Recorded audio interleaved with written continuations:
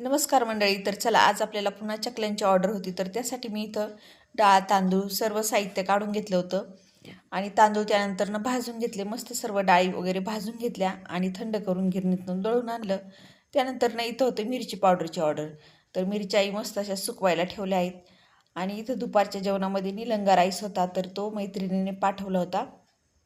तो मस्त खाल्ला आणि त्यानंतरनं गेलो जरा खेळपैठणीचा कार्यक्रम पाहण्यासाठी.